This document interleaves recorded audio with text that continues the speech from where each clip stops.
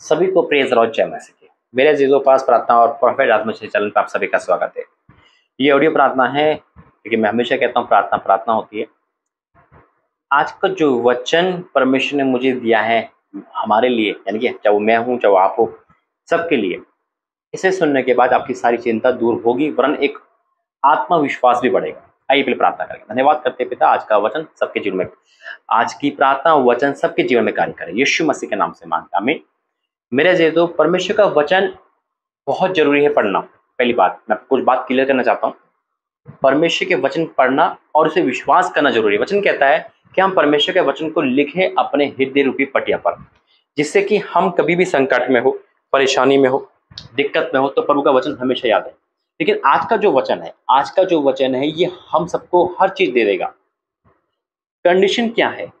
अगर उस कंडीशन में हम गौर करेंगे तो बड़ी कंडीशन ही हमें परमेश्वर की बात माननी है, परमेश्वर हमारी सारी बात मानेंगे। हालेलुया, कितनी बड़ी बात है जब हमारी बात परमेश्वर से है।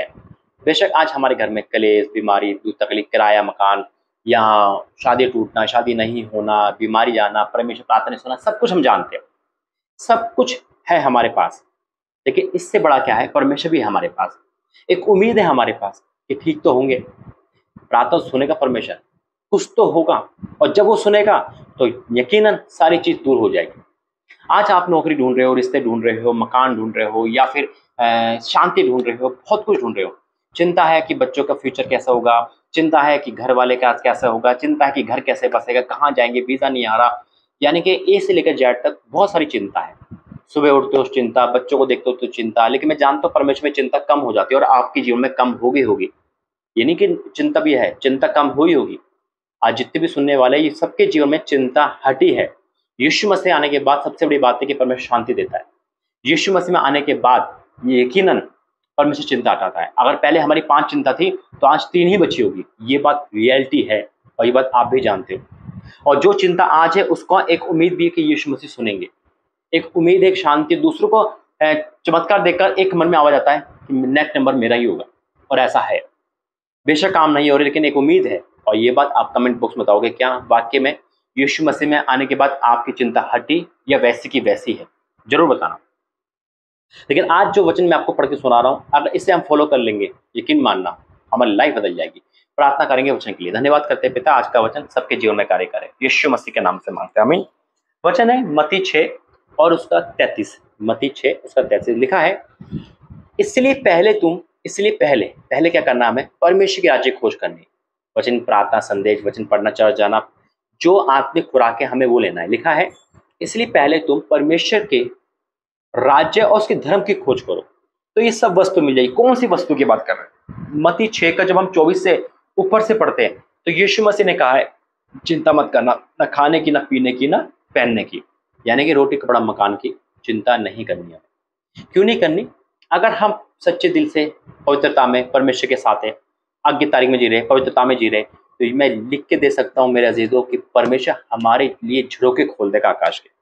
उस आकाश के झरोके खोलने के बाद उसमें क्लेश नहीं होगा, बीमारी नहीं होगी, तकलीफ नहीं होगी। कि जब आकाश के झरोके खोलेगा तो शांति, चंगाई, छुटकारा सब देगा। कब देगा? जब हम इस वचन को फॉलो करेंगे। लिखा साफ है, इसलिए पहले तुम। अब हम पहले क्या करते हैं? संडे को मिस करके रिश्ते देखने चले गए, काम देखने चले गए, नौकरी ढूंढने चले गए, परमेश्वर का काम, परमेश्वर का टाइम काट कर अपना टाइम स्पेंड कर रहे हैं घर में, बाहर पिकनिक में, या फिर परमेश्वर का टाइम काट कर हम कुछ भी कर रहे हैं। मजबूरी अलग है, साल दर साल, मतलब साल में 2-3 बार अलग बात है, परमेश्वर मजबूरी जानता है। लेकिन अगर ये हमारी हैबिट है कि हम संडे को ही छुट्टी करते, संडे की, यानी कि हर काम संडे को देखते, इसलिए चर्च नहीं जाते, या कुछ भी हम अपने से परमेश्वर के वचन से चुरा रहे हैं अपने आप को, तो याद रखना हम जैसे वैसे ही रहेंगे, बल्कि उससे बदतर हो जाएंगे।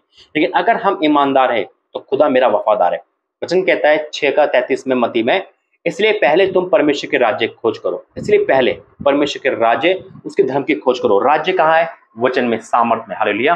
परमेश्वर का राज्य वचन है। वचन पढ़ो, परमेश्वर जो वचन पढ़ेंगे हम, हमें बहुत कुछ मिलेगा। चर्च जाएंगे तो उसको हमें लगेगा कि वाकई में हमें क्या मिल रहा है, यानी कि परमेश्वर की संगति में जब हम रहेंगे तो परमेश्वर का वादा है वो हमें पृथ्वी के अधिकारी बना देगा। हालेलुया। फिर क्या लिखा है?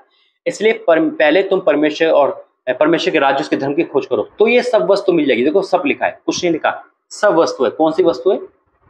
जो ऊपर लिखी हुई है।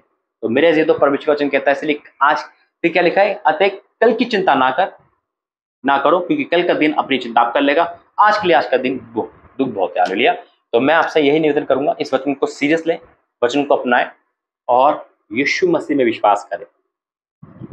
इस वचन का पालन करेंगे तो यकीनन हर वो चीज जो अभी तक आपसे दूर है सब आपके करीब होगी। और ये लिखित है, परमेश्वर का लिखित वचन है। ये कहते हैं ना, लिख के दे, है ना, कहते हैं ना कहावत, भाई लिख के दे जब मानूंगा मैं। तो यीशु मसीह ने लिख कर दिया है आपको, लिखित है, साइन है यहाँ पे यीशु मसीह के, यानी कि यीशु मसीह का वर्ड है मुंह से निकले हुए। तो यीशु मसीह ने कह दिया तो ये अटल है, ये और अटल है तो उसको मान लो, तो आपके जीवन में खुशियां भी अटल है।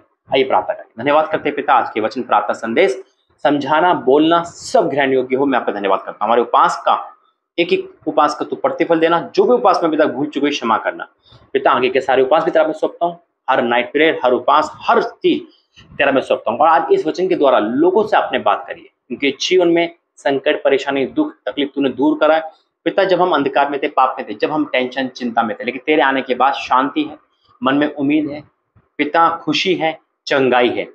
तो ये बात हमने पाई है, मैं आपका धन्यवाद करता हूँ। लेकिन फिर भी अगर हमारे जीवन में कोई संकट है, कलेश है, बीमारी है, तकलीफ है, अशांति है, तो उसे आप दूर करें। लेकिन पिता हमारा जीवन तुझे भाई ऐसा बना दे, हमारा जीवन पिता आपको भाई, आपको हम खुश कर पाए ऐसा हमारा जीवन बता दे पिता। हमारे जीवन में कोई पाप ना हो, कोई अभिशाप ना हो, कोई ऐसी बात ना हो जो आपको दुख पहुंचे पिता। अगर हमारे जीवन में कोई भी ऐसी बात है जो आपसे हमें दूर ले जाती है, तो पिता उन बातों को, उन आदतों को कैंसिल कर यीशु मसीह के नाम में। चाहे मेरे मोबाइल में हो, चाहे मेरे मन में हो, चाहे मेरी आंखों में हो, चाहे मेरे तन में हो, हर वो चीज कैंसिल हो जाए पिता। हमें इतना पवित्र कर दे, इतना आज्ञाकारी बना दे कि हम तुझे सोचे, तुझे माने, तुझे चाहे, तुझ में ही रहे और तेरे राज्य चरण की खोज करे। तो यकीनन ये सारी वस्तु हमारी है और हमें मिल जाएगी, क्योंकि वचन कहता है और आपने लिख कर दिया है। मैं विश्वास करता हूँ। आज की प्रार्थना, उपास प्रार्थना, पूरा हफ्ता संभालना, पूरा महीना, पूरा साल, हर दिन तेरा मैं सौंपता हूँ पिता। जितने भाई बहन सुन रहे हैं वो इस प्रार्थना को सुनने के बाद उनके जीवन में सुधार आए, मैं विश्वास से ऐलान करता हूँ, यीशु मसीह के नाम से मांगते हैं, आमीन। मेरे जीवित वाक्य में परमेश्वर के पास आओ, परमेश्वर सबको देता है। गलत परमेश्वर नहीं होता, गलत हम होते हैं। शायद हमें मांगना नहीं आता, हमें परमेश्वर के साथ चलना नहीं आता, हमें परमेश्वर रिश्ता निभाना नहीं आता, और यही कारण है कि हम डिप्रेस हो जाते हैं, हम चिंतित हो जाते हैं, हम परमेश्वर दूर हो जाते हैं। दूर जाने का कोई फायदा नहीं है, कुछ नहीं मिलेगा दुनिया में। दुनिया से हम आए, यीशु मसीह को मत छोड़ना, कंडीशन चाहे कैसे भी हो। लेकिन मेरा विश्वास है कि यीशु मसीह हमारे जीवित है और आप भी विश्वास करते हैं। God bless you. जय मसीह की। प्रभु आपका आशीर्वाद दे।